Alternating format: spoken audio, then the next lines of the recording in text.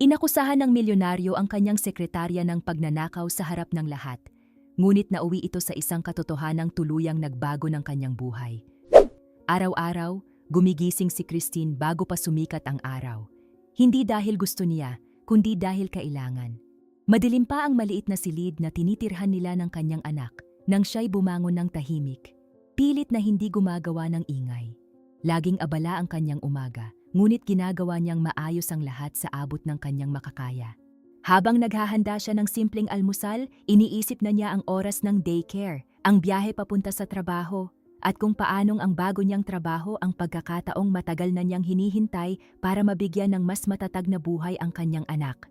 Ang bata, na masyado pang musmos para maunawaan ang hirap ng buhay, ay ngumingiti lamang at nagtatanong ng mga simpleng bagay tulad ng, "Uuwi ka ba ng maaga ngayon?" At sumasagot si Christine na may bahagyang kirot sa dibdib, "Susubukan ko ha, pero ginagawa ito ni Mama para sa ating dalawa." Bago umalis, may isang bagay na hindi kailanman nagbabago. Inaabot ni Christine ang kanyang leeg at hinahawakan ang kwintas na nakatago sa ilalim ng kanyang damit. Hindi niya ito inaalis kahit matulog pa siya. Isa itong simpleng piraso, ngunit napakabigat ng kahulugan nito. Sa tuwing tinitingnan niya ito, mahina niyang sinasabi, "Maiintindihan ko rin ang lahat ng ito," na para bang nakikipag-usap siya sa isang taong wala na. Ito na lamang ang natitirang alaala niya ng kanyang ina, isang bagay na dala-dala niya mula pagkabata. Sa loob ng silid para sa interview, magkahawak ang mga kamay ni Christine habang pilit niyang tinatago ang kanyang kaba. Alam niyang may malinaw na mga patakaran tungkol sa itsura at asal, kabilang ang pagbabawal ng mga aksesorya, ngunit itinago pa rin niya ang kuwintas sa ilalim ng kanyang damit. Para sa kanya, hindi iyon isang bagay na basta na lamang pwedeng isantabi. Masusing minamasdan ni Manuel ang lahat. Kilala siya bilang direktang tao, istrikto, at hindi madaling lapitan sa emosyon. Tahimik niyang sinusuri si Christine na para bang may hinahanap siyang higit pa sa mga sinasabi nito. Sa isang sandali, matatag niyang tinanong, "Naiintindihan mo ba ang responsibilidad ng trabahong ito?" At agad sumagot si Christine, kahit bahagyang nanginginig ang kanyang boses. "Naiintindihan ko po, at kailangan ko ang pagkakataong ito." May kung anong pumukaw sa kanyang atensyon. Marahil ang paraan ng pananatili niyang matatag kahit kinakabahan, o baka may iba pang bagay na hindi pa niya matukoy. Makalipas ang ilang minuto, sinabi lamang niya, "Magsisimula ka bukas." Ilang segundo bago nakapag-react si Christine, na para bang hindi siya sigurado kung tama ang kanyang narinig, saka siya mabilis na nagpasalamat, may ngiting halo ang ginhawa at emosyon. Sa labas, naipaalam na kay Vanessa ang tungkol sa bagong empleyado. Matagal na siyang manager sa kumpanya at ipinagmamalaki ang bawat posisyong nakuha niya roon. Nang makita niya si Christine sa unang pagkakataon, sinuri niya ito mula ulo hanggang paa habang pinananatili ang isang kontroladong ngiti. Ngunit nang pumasok siya sa opisina ni Manuel, biglang nagbago ang kanyang asal. Naging magiliw at halos sobra ang pagiging maasikaso. "Magandang desisyon," sabi niya, na pilit ipinapakita ang pagsang-ayon. Ngunit sa loob ay unti-unti nang nabubuo ang kanyang pagkainis. Sa unang opisyal na araw ng trabaho, mas maaga pang dumating si Christine kaysa sa kinakailangan. Dumaan siya sa reception, magalang na bumati sa mga tao at sinunod ang mga itinuro sa kanya. Sa isang punto, muli niyang nabasa ang mga patakaran ng kumpanya. Nang makita niya ang pagbabawal sa mga aksesorya, kusa niyang hinawakan ang kuwintas sa ilalim ng kanyang damit. Tumigil siya sandali na para bang nahaharap sa isang mahirap na desisyon.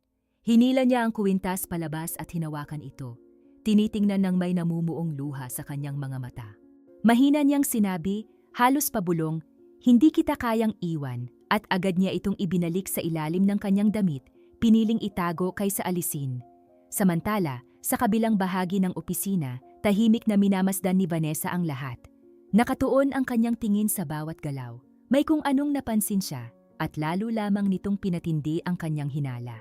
Ipinagpatuloy ni Christine ang kanyang araw na pilit umaangkop, nakatuon, maingat, ginagawa ang lahat upang hindi makatawag ng negatibong pansin.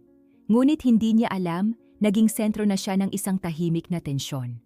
Nagkrus ng mga braso si Vanessa, matatag ang tindig at pabulong na sinabi sa sarili, "May mali dito. at aalamin ko kung ano iyon. Habang lumilipas ang mga araw, lalo lamang tumitindi ang presyon.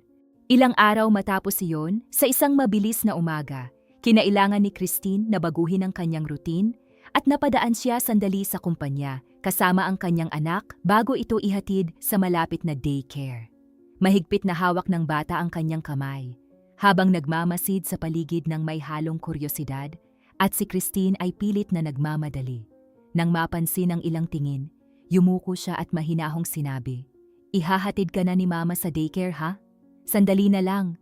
Tumango ang bata, ngunit halatang medyo natatakot sa paligid. Habang tumatagal, lalo pang naging mapagmatsyag si Vanessa kay Christine. At sa isang halos hindi mapansing sandali, may napansin siyang kakaiba. Ang kuwintas, kahit nakatago, ay bahagyang gumalaw sa ilalim ng damit ni Christine na nagdulot ng maliit na umbok na makikita. Ilang segundo niyang tinitigan iyon. Wala siyang sinabi, ngunit sapat na iyon. Mula sa sandaling iyon, mas lalo pa niyang pinaghigpitan ng pagmamasid. Sa bawat galaw ni Christine, nakatingin siya. Sa tuwing inaayos nito ang damit, binabantayan niya. Para bang natagpuan na niya ang eksaktong hinahanap. Sa isang pagkakataon, nang makita niyang nag-iisa si Christine, dahan-dahan siyang lumapit, nag-krus ng mga braso at diretsyong tumingin sa kanya. "Sigurado ka bang sinusunod mo ang lahat ng patakaran dito?" tanong niya, sa tunong walang puwang para sa komportabling sagot. Nagulat si Christine, ngunit maingat na sumagot, "Oo, sinusubukan ko pong sundin ang lahat ng tama." Hindi na nagpumilit si Vanessa sa sandaling iyon. Ilang segundo pa siyang tumitig bago tuluyang umalis, ngunit ngayon ay may kakaiba na sa kanyang ekspresyon, halos may kasiyahan. Sa loob-loob niya, nakapagdesisyon na siya. Bumalik siya sa kanyang opisina, isinara ang pinto at nanatiling tahimik sandali habang iniisip ang lahat ng kanyang napansin sa mga nakaraang araw. Ang pagiging malapit ni Christine kay Manuel, ang kakaibang atensyon, ang presensya ng anak, ang nakatagong kwintas, lahat ng iyon para sa kanya ay bumuo ng isang malinaw na larawan. May bahagyang ngiti. Pabulong niyang sinabi sa sarili, "Ngayon naiintindihan ko na hindi ka basta napunta dito, pero matatapos na ito ngayon." Umalis si Vanessa sa silid na may buo ng desisyon at hindi siya nag-aksaya ng oras para kumilos. Ilang oras lang ang lumipas habang tila normal pa rin ang takbo ng paligid, napansin niya si Christine na abalang inaayos ang kanyang mga gawain. Pilit pinapanatili ang disiplina na ipinangako niya sa sarili mula pa noong unang araw. Doon niya nakita ang hinihintay niya. Ang kwintas, dahil sa isang sandaling pagkukulang, ay bahagyang lumitaw sa ilalim ng kanyang damit. Hindi na nagdalawang isip si Vanessa at lumapit ng may matatag na mga hakbang. Agaw pansin pa lamang bago pa man siya magsalita. Matigas ang kanyang tingin at nakakatakot ang kanyang tindig. "Ano yan na tinatago mo?" Malakas niyang sabi, sapat para mapalingon ang mga tao sa paligid. Nabigla si Christine sa biglaang paglapit at kusang napahawak sa kanyang dibdib. "Hindi naman yan mahalaga, kuwintas lang," sagot niya ng maingat. Pilit pinipigil ang kaba, ngunit halatang kinakabahan na. Hindi tinanggap ni Vanessa ang sagot. Lumapit pa siya ng isang hakbang at, mas halata ang inis, nagsalita, "Alam mong hindi pinapayagan dito ang anumang uri ng aksesorya. O iniisip mong hindi ka saklaw ng mga patakaran?" Ang agresibong tono ay nagpatigil sa paligid sa loob ng ilang segundo. Nagkatinginan ng mga tao at nabalot ng mabigat na katahimikan ng lugar. Sinubukan ni Christine na magpaliwanag, bahagyang nanginginig ang boses, ngunit matatag pa rin sa katotohanan. "Alam ko ang mga patakaran, pero mahalaga sa akin ang kwintas na, to, matagal ko na itong suot, wala naman itong naaabala." Hindi lamang binalewala ni Vanessa ang paliwanag, lalo pa niyang tinaasan ng boses. Ginawang mas malala ang sitwasyon. "Ang mahalaga para sa'yo ay hindi nagbabago ng katotohanang nilalabag mo, ang isang simpleng patakaran. O iniisip mong pwede mong gawin ang gusto mo dito?" sabi niya. Halos inilalantad si Christine sa harap ng lahat. Sa sandaling iyon, napansin ng anak ni Christine na naroon malapit at naghihintay bago pumunta sa daycare, ang tensyon. Palipat-lipat ang tingin ng bata, hindi man lubos na nauunawaan, pero ramdam ang bigat ng sitwasyon. Nang lalo pang tumaas ang boses ni Vanessa, nagulat ang bata at nagsimulang umiyak, tinatawag ang kanyang ina. Agad na yumuko si Christine, sinusubukang pakalmahin ang anak. Huminahon ka anak, ayos lang, nandito si mama, sabi niya habang yakap ang bata, halatang nahihiya sa nangyayari.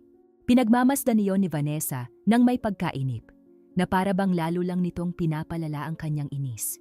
Lumalagpas na to sa hangganan, matigas na sabi ni Vanessa habang tumatalikod. Sumama ka sa akin ngayon. Hindi na siya nagbigay ng pagkakataon para sa pagtatalo at agad niyang pinangunahan si Christine papunta sa opisina ni Manuel habang sinusubukan ng dalaga na magpakatatag, hawak ang anak sa kanyang mga bisig. Pagpasok nila sa silid, agad nagsalita si Vanessa ng mataas ang tono.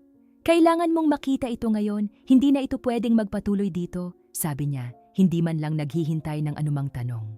Si Manuel, na abala kanina, ay dahan-dahang nag-angat ng tingin, napansin ang bigat ng sitwasyon. Ano ang nangyari?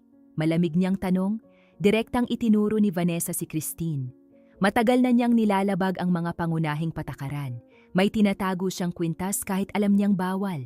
At base sa nakita ko, hindi basta-basta ang kwintas na yan. Sinubukan ni Christine na ipagtanggol ang sarili habang yakap pa rin ang anak na unti-unting kumakalma. Maaari kong ipaliwanag, ito ay kwintas ko pa mula pagkabata. Mahalaga ito sa akin, hindi ko kailanman inalis. Ngunit bago pa siya makapagtapos, dahan-dahang tumayo si Manuel at lumapit. Nagbago ang kanyang tingin nang tumuon ito sa kwintas. Ang dati niyang neutral na ekspresyon ay naging mas matigas at sarado. Ipakita mo sa akin yan, mahina, ngunit mabigat ang tono niya. Nag-atubili si Christine sandali, ngunit inilabas din ang kwintas mula sa ilalim ng damit. Nang malinaw itong makita ni Manuel, agad tumigas ang kanyang mukha, bumigat ang katahimikan na sumunod. Saan mo nakuha yan? Mas matatag na niyang tanong. Agad sumagot si Christine, hindi maunawaan ang biglang pagbabago. Matagal na po itong sakin, mula pagkabata. Umiling si Manuel, halatang naiinis. Hindi totoo yan, ang kwintas na yan ay nasa opisina ko. Nawala ito ilang linggo na ang nakalipas. Parang malakas na hampas ang sinabi. Natigilan si Christine ng ilang segundo. Hindi tama yan. Akin ito. Wala akong kinuha dito. Sagot niya. Pilit pinatatatag ang boses kahit unti-unting pinanghihinaan. Hindi nagpakita ng kahit anong pagbibigay daan si Manuel. Napakagandang pagkakataon na dumating ka dito eksakto nang mawala ito. Sagot niya habang nakahalukip-kip. Hindi mo alam kung gaano kahalaga ang kwintas na yan. Tahimik na nanonood si Vanessa sa gilid. Ngunit may bahagyang kasiyahan sa kanyang mga mata. Wala akong ninakaw, giit ni Christine. Mas matindi na ngayon. Iyan na lang ang natitirang alaala ko mula sa aking ina. Ganap na binalewala iyon ni Manuel. Tanggal ka na, diretso niyang sabi, walang pag-aatubili. At gusto ko ang kwintas na, yan ngayon din. Agad tumama ang epekto. Napako si Christine sa kinatatayuan ng ilang segundo, mas mahigpit na yakap ang anak na para bang doon siya kumukuha ng lakas. Nagkakamali ka, sabi niya habang diretsyong nakatingin. Ang pagkakamali ay ang pagtitiwala sa'yo, sagot ni Manuel habang tumatalikod. Lumapit si Vanessa ng matatag. Narinig mo siya, ibigay mo ang kwintas. Nag-atubili si Christine. Napuno ng luha ang kanyang mga mata, ngunit nanatili siyang matatag sa ilang sandali. Mahigpit na hawak ang kwintas na para bang bahagi iyon ng kanyang sarili. Kinukuha ninyo ang tanging natitira sa akin, sabi niya na halos mabasag ang boses. Hindi kailanman naging sayo yan, malamig na sagot ni Vanessa. Matapos ang mabigat na katahimikan, pumikit si Christine sandali at, nang may hirap, tinanggal ang kwintas mula sa kanyang leeg. Nanginginig ang kanyang mga kamay, dahan-dahan niya itong inabot, sabay sabing may lakas kahit sugatan. Makikita ninyo na nagkakamali kayo.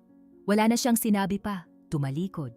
Kinuha ang anak sa bisig at lumabas ng silid. Tahimik ang kanyang paglalakad habang kinukuha ang kanyang mga gamit, ngunit puno ng mga tingin at paghuhusga. Kahit wasak sa loob, pinilit niyang panatilihin ang dignidad hanggang tuluyan niyang lisanin ang lugar. Nanatili si Vanessa doon sandali, pinagmamasdan ang pag-alis bago tumingin kay Manuel na tila naghihintay ng reaksyon.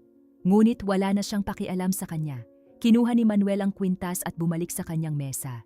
Dahan-dahan niyang binuksan ang drawer at inilagay ito sa loob, saka isinara.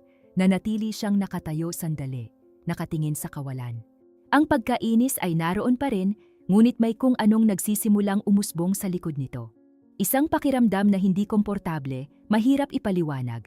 Ipinatong niya ang kanyang mga kamay sa mesa at huminga ng malalim, halos pabulong na sinabi sa sarili, "Hindi dapat ganito ang nangyayari."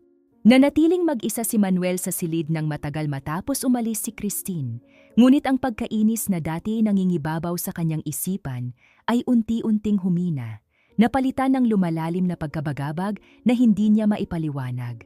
Pagdating niya sa bahay ng gabing iyon, muli niyang binuksan ang drawer at kinuha ang kwintas, hinawakan ito ng mas maingat kaysa dati, dahan-dahang dinadaanan ng kanyang mga daliri ang bawat bahagi na para bang sinusubukan niyang patunayan ang isang bagay na wala pa ring saysay.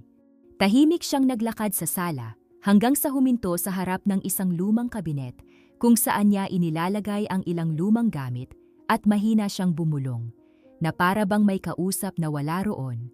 Hindi ito maaaring nagkataon lang. Hindi basta-basta lumilitaw ang kwintas na ito. Alam ko kung saan talaga ito nanggaling. Umupo siya, ipinatong ang kanyang mga siko sa kanyang mga binti at patuloy na tinitigan ang bagay at unti-unting nagbago ang kanyang ekspresyon. Napalitan ng mas malalim na damdamin. Biglang bumalik ang mga alaala ng walang paanyaya. Ipinihit niya ang kanyang mga mata ng ilang segundo at napabuntong hininga. Naalala ko ang lahat, hindi ko ito kailanman nakalimutan, na para bang sinusubukan niyang kumbinsihin ang sarili. Ang imahe ng kanyang asawa ang unang lumitaw, malinaw, buhay na buhay, nakangiti tulad ng matagal na niyang hindi nakita, at kasunod nito ang kanyang maliit na anak. Bata pa, hawak ang parehong kwintas ng may kuryosidad. Huminga siya ng malalim at nagpatuloy. Ngayon ay mas mabigat ang tinig. Isang biyahe iyon para sa trabaho, dapat mabilis lang, hindi dapat nauwi sa ganito ang lahat. Ang mga alaala ay tila muling nangyayari sa kanyang harapan.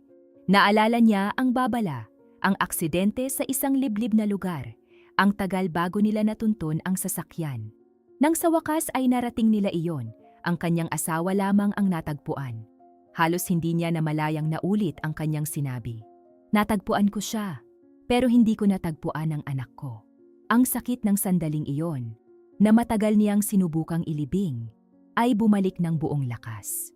Sa loob ng mahabang panahon, pinanghawakan niya ang ideya na maaaring buhay pa ang kanyang anak, na kahit papaano ay naisalba siya ng kanyang asawa bago mangyari ang lahat. Bigla siyang tumayo, naglakad ng pabalik-balik na parang tinatakasan ng sariling mga iniisip at mas mariing sinabi, "Wala siya roon, sigurado ako, wala siya sa sasakyang iyon." Ngunit lumipas ang panahon, walang naging resulta ang paghahanap at unti-unting naubos ang pag-asa. Gayunpaman, hindi ito tuluyang nawala. Muli niyang tiningnan ang kwintas at mariin itong hinawakan, halatang nababagabag.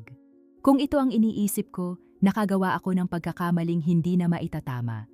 Mahina niyang sinabi habang nakatingin sa kawalan. Ngayon, sandali lang napahinga.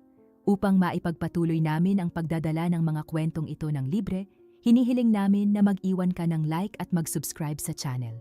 Magkomento ng salitang tiwala sa comments. Maraming salamat at ipagpatuloy natin ang kwento.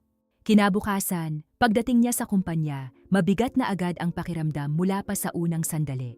Pagpasok niya sa kanyang opisina, nakita niya sa ibabaw ng mesa ang isang set ng mga dokumentong wala roon noong nakaraang araw. Kinuha niya ang mga papel at mabilis na binasa, at sumimangot ang kanyang mukha nang maunawaan kung ano ang mga iyon.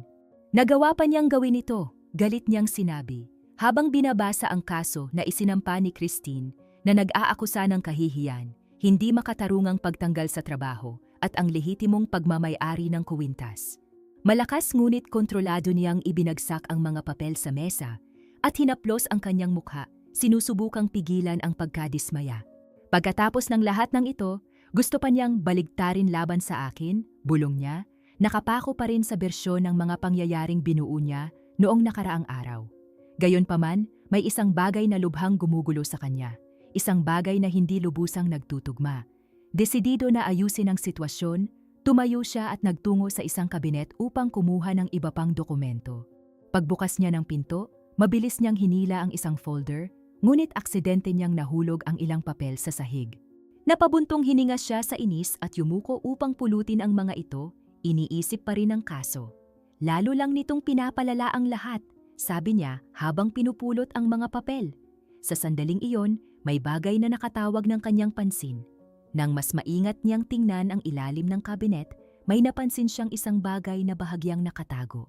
Inabot niya ito at dahan-dahang hinila palabas, at nang makita niya ito sa liwanag, tuluyan siyang napatigil. Isa itong kwintas. Kapareho nang inilagay niya sa drawer noong nakaraang araw. Sa loob ng ilang segundo, nakatitig lang siya, hindi makapag-react. Ito, walang katuturan, sabi niya. Halos pumapalya ang boses. Mabilis siyang tumayo, hawak pa rin ang kwintas at lumapit sa mesa. Binuksan niya ang drawer ng nagmamadali at kinuha ang isa pa. Ngayon ay pareho na silang nasa harap niya. Inilagay niya ang mga ito magkatabi. Sinuri ang bawat detalye, bawat marka, bawat maliit na guhit. Walang duda, pareho sila. Ganap na magkapareho, nabalot ng katahimikan ng silid habang sinusubukan niyang iproseso ang lahat. Kaya pala, hindi ako ninakawan, dahan-dahan niyang sinabi, na parang mabigat ang bawat salita. Hinawakan niya ang kanyang ulo, sinusubukang ayusin ang mga iniisip. Ako ang nakahulog at hindi ko man lang napansin. Biglang luminaw ang alaala. Isang ordinaryong araw, isang sandali ng kawalan ng pansin. Marahil matapos ang isang mahirap na gabi kung kailan wala na siya sa ganap na kontrol ng sarili. Ngunit hindi iyon ang pinakamahalaga. Muli niyang tiningnan ang kwintas na suot ni Christine. Nagsimulang magdugtong-dugtong ang mga bagay na dati ay tila walang koneksyon. Ang edad, ang tingin, ang paraan ng kanyang pagkilos. Ang kwintas na dala niya mula pa pagkabata. Lubos na nagbago ang kanyang mukha. Hindi ito maaaring totoo, sabi niya. Ngunit alam na niyang iyon nga ang katotohanan. Napaurong siya ng ilang hakbang, na para bang kailangan niya ng espasyo upang maunawaan ang bigat ng nangyayari. Kung ang kwintas na ito ay hindi kailanman nawala rito, kung gayon ang kanya, iyon na lamang ang natitirang isa. Bulong niya, halatang nanginginig. Dumating ang konklusyon na parang isang direktang dagok. Wala siyang ninakaw. Dala niya ang kanya, sabi niya. Ngayon ay puno ng pagkabigla ang kanyang boses. Nakapako ang kanyang mga mata sa isang punto habang ang lahat ay nagsimulang magkaroon ng saysay sa paraang hindi niya kailanman naisip. Huminga siya ng malalim, dinama ang bigat ng katotohanan. Christine, mahina niyang sinabi, na para bang sinusubukan ang pangalan. At pagkatapos, halos hindi na mapigilan ang sarili. Idinagdag niya, maaaring siya ang anak ko. Ilang araw ang lumipas. Mabigat na agad ang atmosfera sa korte mula pa lamang sa simula. May dalang katahimikan na malinaw na hindi ito basta karaniwang kaso. Nakaupo si Christine, tuwid ang postura, ngunit ipinapakita ng kanyang mga kamay ang kaba habang mahigpit na magkahawak. Nakatingin siya sa unahan, pilit pinapanatili ang sarili na kalmado. Inuulit sa isip ang mga salitang ilang beses na niyang nasabi. Alam ko ang katotohanan, wala akong ginawang mali, kailangan ko lang manatiling matatag. Sa kabilang panig, nananatiling seryoso si Manuel, patuloy na iniintindi ang lahat ng kanyang natuklasan, habang si Vanessa ay nananatiling kumpiyansa ang tindig, na para bang siya ang ganap na may kontrol sa sitwasyon. Nang dumating ang oras para magsalita si Vanessa, naging tiyak ang kanyang tono. Malinaw ang bawat salitang binigkas, na nagpapakitang pinaghandaan niya ng mabuti ang sandaling iyon. Mula pa sa simula, kapansin-pansin na ang kanyang kilos, hindi lamang dahil sa paglabag sa mga patakaran, kundi sa paraan ng pagbibigay katwiran niya sa mga bagay na malinaw na hindi naaayon sa pamantayan ng kumpanya, sabi niya. Nananatiling kontrolado ang ekspresyon. Pagkatapos, ipinagpatuloy niya ang pagpapalakas ng kanyang bersyon, banayad ngunit epektibong binabaluktot ang mga pangyayari. Ang kwintas ay hindi lamang detalye, isa itong kilalang bagay sa loob ng opisina. At ang pagkawala nito ay eksaktong tumugma sa pagdating niya. Hindi ito padalos-dalos na konklusyon, kundi isang lohikal na pagkakasunod-sunod ng mga pangyayari. Ang kanyang pananalita ay nagmukhang tila simpleng pagtatangkang manipulasyon lamang ang lahat mula kay Christine. Tahimik na nakinig si Christine sa lahat, ngunit halata ang epekto ng mga salitang iyon. Gayunpaman, nanatili siyang matatag at hindi ibinaba ang ulo. Nang mabigyan siya ng pagkakataong magsalita, huminga siya ng malalim bago magsimula, pinipilit panatilihing buo ang kanyang boses sa kabila ng tensyon. Hindi ako kailanman pumasok doon na may intensyong kumuha ng kahit ano mula sa kahit sino. Pumasok ako dahil kailangan kong magtrabaho at alagaan ang aking anak. Ang kwintas na yon ay matagal ng akin. Suot ko na yon mula pa noong may alaala na ako sa sarili ko, sabi niya. Diretsyong nakatingin sa unahan, hindi umiiwas, na para bang doon siya kumakapit upang hindi tuluyang bumigay. Parang laban pa rin ang buong kapaligiran sa kanya hanggang sa dumating ang oras para magsalita si Manuel. Malinaw ang inaasahan na pagtitibayin niya ang lahat ng nauna ng sinabi. Ngunit nagbago ang kanyang tindig nang siya ay tumayo. Ilang sandali siyang nanahimik, tumingin sa paligid na para bang inaayos ang lahat ng sasabihin. Pagkatapos ay nagsimula siya, mas kontrolado ang boses, ngunit mabigat ang bawat salita. Kailangan kong itama ang lahat ng nasabi hanggang ngayon, dahil ang konklusyon na humantong sa kanyang pagkakatanggal ay batay sa aking pagkakamali. Hindi sa isang pagnanakaw. Pahayag niya, agad na winasak ang daloy ng pangangatwirang binubuo kanina. Mabilis na napalingon si Vanessa sa kanya, nagulat. Habang si Christine ay bahagyang itinaas ang tingin, pilit inuunawa ang nangyayari. Nagpatuloy si Manuel, ngayon ay mas direkta. May 2 kwintas, hindi isa lamang, at napansin ko lang ito nang matagpuan ko ang isa pa sa lugar kung saan ko pala ito nahulog nang hindi ko namamalayan. Saglit siyang tumigil bago magpatuloy, na para bang bawat salita ay may bigat. Inyugnay ko ang kanyang kwintas sa nawalang kwintas sa aking opisina at nagdesisyon ako nang hindi ko lubos na napatunayan ang mga katotohanan. Agad ang naging epekto. Ang kapaligiran na kanina'y tila matigas ay nagsimulang magbago. Nagpatuloy si Manuel, ibinubunyag ang isang bagay na hindi pa niya kailanman hayagang ibinahagi. Malaki ang emosyonal na halaga ng kwintas na iyon para sa akin. Pag-aari iyon ng aking asawa, at mula nang mawala ko siya sa isang aksidente habang nasa biyahe para sa trabaho, hindi ko na iyon na proseso ng maayos. Lalong bumigat ang kanyang boses, ngunit hindi siya umatras. Sa aksidenteng iyon, natagpuan ko ang aking asawa, ngunit hindi ko kailanman natagpuan ang aking anak, at tuluyan nitong binago ang paraan ng aking pamumuhay pagkatapos noon. Huminga siya ng malalim bago magpatuloy. Hindi na itinatago ang bigat ng kanyang pinagdadaanan. Ilang taon akong nagsikap na panatilihin ang kontrol, ngunit ang totoo, nawala ako sa sarili. Nagsimula akong uminom, gumawa ng mga desisyon nang hindi nag-iisip, at sa isa sa mga sandaling iyon, nahulog ko ang kwintas at hindi ko man lang napansin. Saglit siyang tumingin kay Christine bago idagdag. Nang makita ko ang isang kahawig na kwintas, hindi ko na kinuwestiyon. Pinili kong maniwala na tama ako at nagkamali ako ng malaki. Binalot ng katahimikan ng buong silid. Sa sandaling iyon, si Christine, na labis na naapektuhan, ay dahan-dahang tumayo. Puno ng emosyon ang kanyang mga mata, ngunit nanatiling matatag ang kanyang tindig. Huminga siya ng malalim bago magsalita, at nang magsimula siya, walang pag-aalinlangan. Hindi ko na gaanong maalala ang panahong iyon. Napakabata ko pa, pero naaalala ko na nasa isang lugar ako kasama ang ibang mga bata. Parang isang lugar kung saan inaalagaan sila ng mga matatanda habang inaasikaso ng mga magulang ang ibang bagay.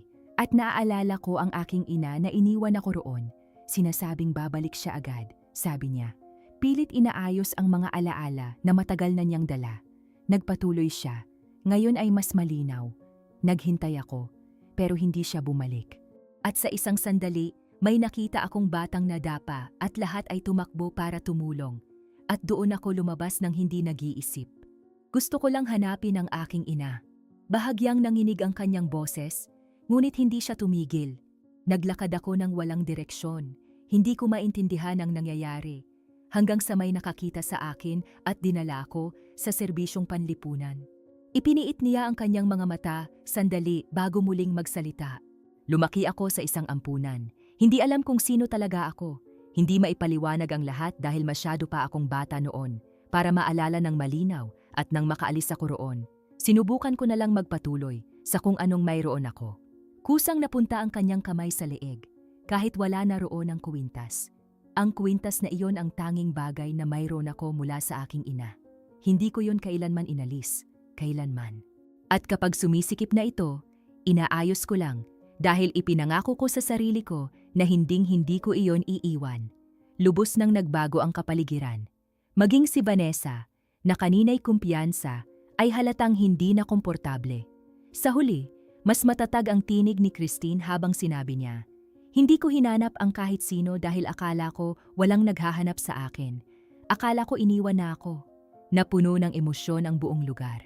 Napansin ng hukom ang bigat ng sitwasyon at pansamantalang itinigil ang pagdinig, humihiling ng isang pahinga. Ganap nang nagbago ang sitwasyon at kailangan ng lahat ng oras upang iproseso ang nangyari. Sa gitna ng pahinga, nanatiling tahimik si Christine sa loob ng ilang segundo hanggang sa dahan-dahang lumapit si Manuel. Huminto siya sa harap nito, halatang apektado at nahihirapang nagsalita. "Ilang taon kong hinanap ang isang taong hindi ko man lang alam kung buhay pa. At nang dumating ka, hindi ko man lang nakita ang totoo." Tumingin si Christine sa kanya. Patuloy na pinoproseso ang lahat at tapat na sumagot, "Ako rin, ilang taon akong naniwala na walang naghihintay sa akin." Doon nagsimulang mabuo ang tunay na koneksyon sa pagitan nilang dalawa. Pagkaraan ng ilang sandali, huminga ng malalim si Christine at nagsalita ng may desisyon. "Ayoko nang ituloy ito. Hustisya lang ang gusto ko noon, pero ngayon gusto kong maintindihan kung ano talaga ang nangyari sa buhay ko." Malinaw ang pasya niyang bawiin ang kaso. Si Vanessa, na napansin ang pagbabago, ay agad inayos ang kanyang tindig at lumapit na may ganap na kakaibang tono.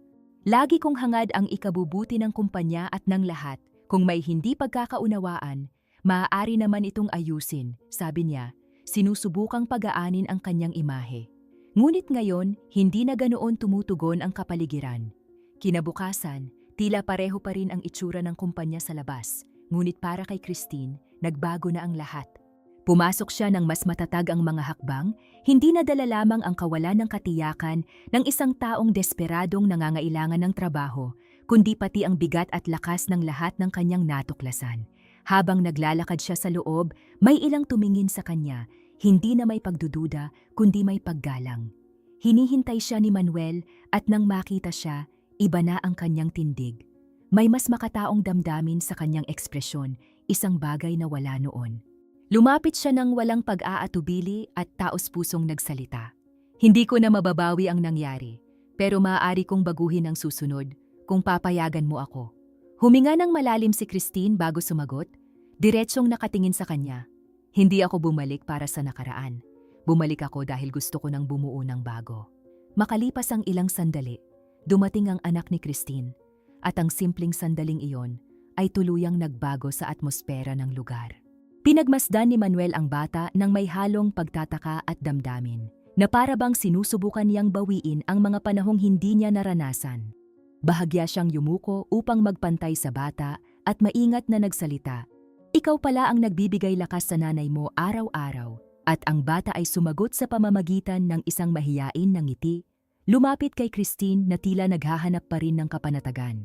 Ipinatong ni Christine ang kanyang kamay sa balikat ng anak at sinabi, "Siya ang dahilan ng lahat." Ang presensya ng bata ay nagdala ng gaan sa paligid. Binasag ang dating paninigas na matagal nang nangingibabaw sa lugar na iyon. Ngunit habang nangyayari iyon, nagsimulang masusing obserbahan ni Manuel ang takbo ng kumpanya sa paligid niya. Mas nakinig siya, mas pinansin ang mga detalyeng dati niyang binabaliwala. Sa mga tuwirang pag-uusap, napansin niya ang mga padron na noon ay hindi niya nakikita. Sa isang sandali, matapos makarinig ng magkakatugmang salaysay, nagsalita siya ng may katatagan. "Dapat nakita ko ito noon pa, masyado akong nakatutok sa pagkontrol ng lahat, kaya hindi ko napansin ang tunay na nangyayari." Ang mga narinig niyang pahayag ay malinaw na nagpakita na ibang-iba ang asal ni Vanessa kumpara sa ipinapakita nito sa harap niya. Nang maging malinaw ang lahat, agad siyang nagpasya ng walang pag-aatubili. Tinawag niya si Vanessa para sa isang direktang pag-uusap. Pagpasok pa lamang nito, habang pilit pinananatili ang dati nitong tindig, nagsalita ito na may bahagyang ngiti. "Inaakala kong para ito sa pag-aayos ng lahat matapos ang nangyari. Handa na akong muling isaayos ang team." Pinutol siya ni Manuel, "Wala nang puwang para sa pormalidad." "Hindi. Ang pag-uusap na ito ay para tapusin ang pananatili mo dito." Saglit na natahimik si Vanessa, na tila hindi pa lubos na naproseso ang sinabi. Pagkatapos, biglang nagbago ang kanyang ekspresyon. "Pagkatapos ng lahat ng ginawa ko para sa kumpanyang ito, ganito ang gagawin mo," sabi niya. Wala nang pagtatangkang magpigil. Ako ang sumalo sa lahat dito sa loob ng maraming taon, habang ikaw ay nawawala, habang walang ibang gumagawa ng dapat gawin. Puno ng sama ng loob ang kanyang boses. Nanatiling kalmado si Manuel, ngunit ang kanyang sagot ay matatag at malinaw. Pinagkamalan mong pamumuno ang pagkontrol at dahil doon nakabuo ka ng kapaligiran kung saan hindi nagtitiwala ang mga tao sa'yo, natatakot lamang sila. At hindi iyon lakas, iyon ay kahinaan. Lumapit pa si Vanessa ng isang hakbang. Emosyonal pa rin, pilit ipinagtatanggol ang sarili. Ginawa ko lang ang kinakailangan, walang ibang may lakas ng loob na gawin iyon. Pagkatapos ay nagtapos si Manuel, diretsyong nakatingin sa kanya. Ang tungkulin ng isang taong nasa posisyon mo ay hindi ang katakutan, kundi ang igalang at matagal mo nang nawala iyon. Wala nang natirang puwang para sa pagtatalo. Ibinaba ni Vanessa ang kanyang tingin. Malinaw na talo, ngunit may natitirang yabang. Tinalikuran niya ang lahat ng walang sinasabi at lumabas. Iniwan ang imaheng matagal niyang binuo. Sa kanyang pag-alis, mabilis na nagbago ang kapaligiran. Naging mas magaan at mas natural ang lahat. Nakuha ni Christine ang kanyang lugar nang wala na ang bigat ng hindi makatarungang presyon at si Manuel, na ngayon ay mas naroroon, ay nagsimulang kumilos sa ibang paraan, hindi lamang bilang pinuno kundi bilang isang taong muling binubuo ang sarili niyang kwento. Sa isang tahimik na sandali, tumingin siya kay Christine at nagsalita. Napakarami kong oras na nasayang sa pagkontrol ng mga bagay na nawala na. Ngayon gusto ko na lang na huwag mawala ang maaari ko pang makuha. Sumagot si Christine ng kalmado ngunit matatag. Kung ganoon, magsisimula tayo sa tamang paraan sa pagkakataong ito. Ang bata, sa kanyang tabi, ay mahigpit na hawak ang kamay ni Christine, pinagmamasdan ng lahat ng may gaan at kuryosidad. At sa tagpong iyon, na dati ay puno ng tensyon at distansya, may bagong bagay na unti-unting nabubuo. Hindi ito perpekto, hindi nito binubura ang nakaraan, ngunit ito ay totoo. Isa itong panibagong simula. Maraming salamat sa pag-abot mo hanggang dito. May inihanda kaming isa pang espesyal na kwento para sa'yo na lumalabas ngayon sa iyong screen. Pindutin mo lang upang mapanood. Sa mundong maraming sakit ang nananatiling tahimik, pinili mong makinig hanggang sa huli. Kung nakaantig sa'yo ang kwentong ito, mag-iwan ka ng iyong subscription. Malaki ang maitutulong nito sa amin upang magpatuloy sa pagbabahagi ng mga totoong kwento na dapat marinig. Isulat mo sa mga komento kung saan ka nanonood. At kung maaari, ibahagi mo ito. Maaaring maliit na bagay.